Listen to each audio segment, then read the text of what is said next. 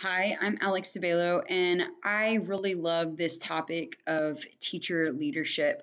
I think we live in such a fun day and age where we are no longer isolated or in competition or doing our own things in our separate silos, but we are in a collaborative society. Just this concept of social media of bringing people together to be to find things in common and to see the most effective ways to improve our practice. Even this class of being able to collaborate online and use technology to an advantage that connects people all over the state to collaborate. And and so this idea of teacher leadership, I think, is on the horizon, and there's several ways to get involved.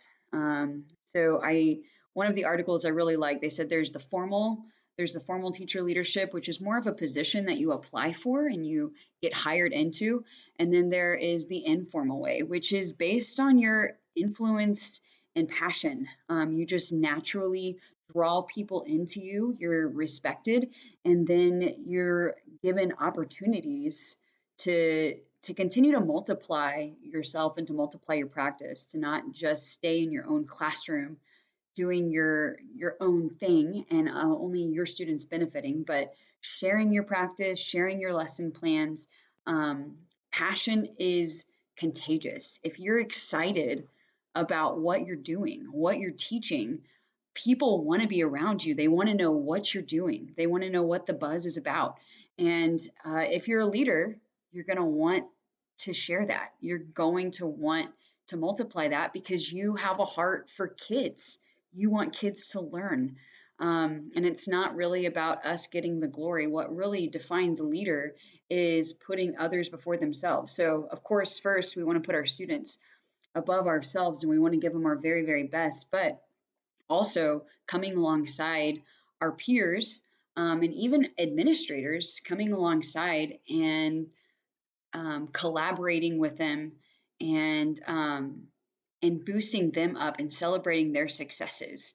And so I really love this.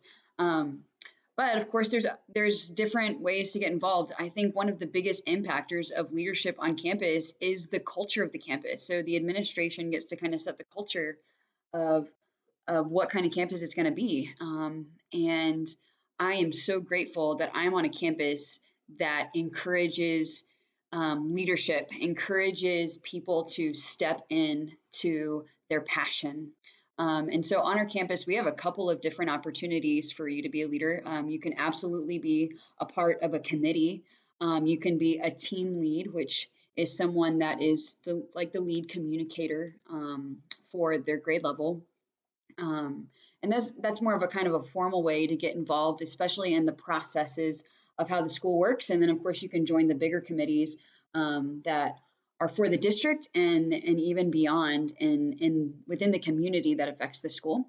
But just within our campus of just fun leadership, we are given opportunities to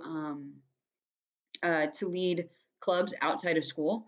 We are given opportunities to travel around the state and go observe what other people are doing on blended and personalized campuses and bringing that back. And um, even in this program, our principal has given us a platform to share what we've been learning so that it can be multiplied. One of those things being the learner profiles from a couple semesters ago. So it's really, really cool. I don't think there's a huge difference between a community leader and an educational leader, except content. I think if you're passionate about something in your community, that is why you are driven and you give your time and you give your skill set and you go for it. Same thing in education. I think if you're excited about what you're doing, then you grow, you get better at it, and then you want to multiply it out.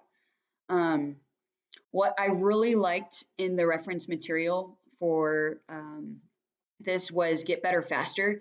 I'm currently working on becoming an admin, and this was actually one of my textbooks from last semester. And I thought that rubric was fantastic. I think it's fantastic for those that are in leadership in the actual formal role, such as coaches. It can be administration, but I think it's more of a coach role of following a rubric that gives very clear feedback, that encourages a teacher with positivity of exactly what they're doing, but then gives them a next step. So just like our kids desire feedback, to get better at their skills, teachers desire feedback because we want to get better. And I like this idea of collaboration and communication versus, hey, I'm sitting in your classroom and I'm critiquing you, and this is what you did good and this is what you did bad, but like coming alongside and coaching and doing it in small bits and pieces. So I think we're in a great, amazing time, for education and for teachers, to step into, practical roles of multiplying and collaborating with others.